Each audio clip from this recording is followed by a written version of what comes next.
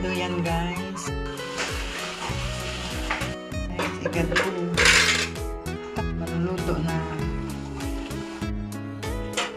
Igado.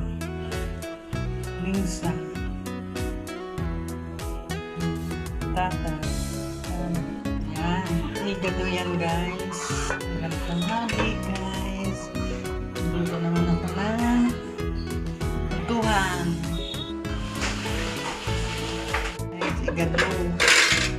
Tapos kaluto ng karne, paglambot na lagyan ng at maluluto na sa guys,